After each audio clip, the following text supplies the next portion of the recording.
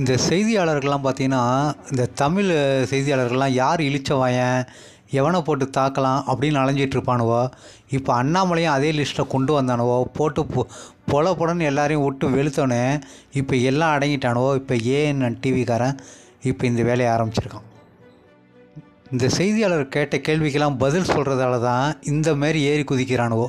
இவனுங்களுக்கெல்லாம் ஒரு 10 கேள்வியை கேட்டு கவரில் ஒரு 200 வச்சு கொடுத்தோம்னா பொத்திக்கிட்டு 10 அடி தள்ளி நின்றுட்டு அந்த கேள்வியை மட்டும் கேட்பானோ. 1வது கேள்வி 2வது கேள்வின்ட்டு இவன்கிட்ட நேரடியாக பதில் சொன்னால் இதான் பிரச்சனை. சரி, இது என்ன விவகாரம்னு கேட்டிங்கன்னா, அண்ணாமலை அவர்கள் கமலாலயம் வராரு. வந்து கார்லேருந்து இறங்கும்போது இந்த ஏஎன்என் டிவிக்காரு பேட்டி எடுக்கிறதுக்கு மைக்கை நீட்டுறாப்புல.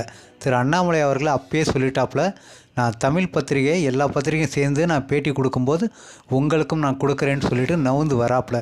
ஆனால் விடாமல் இந்த நிருபர் ஏஎன்என் நிருபர் அவர்கிட்ட மைக்கை நீட்டி கேள்வி மேலே கேள்வி கேட்டுகிட்டே வர அண்ணாமலை அவர்கள் கடுப்பாயிட்டாப்புல. அதுதான் போட்டு பொலன்னு பொழக்கிறாப்புல நிற்க வச்சு.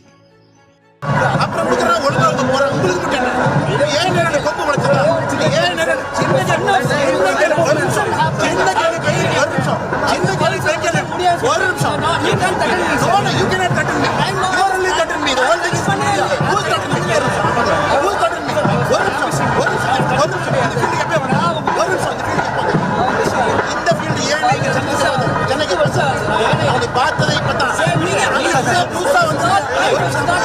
உனக்கு மாச சம்பளம் கொடுப்பாங்க. அதுக்கு அந்த மிரட்டா வேலை வச்சுக்காங்க. சும்மா உனக்கு சம்பளம் கொடுக்குறாங்க. 2 இடத்துல போன கொடுப்பாங்க. எனக்கு தெரியும், நான் பேச மாட்டேன் தெரியும்.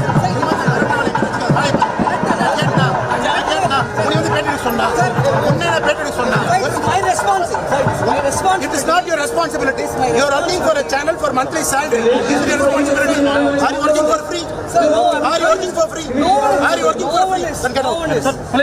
Please move.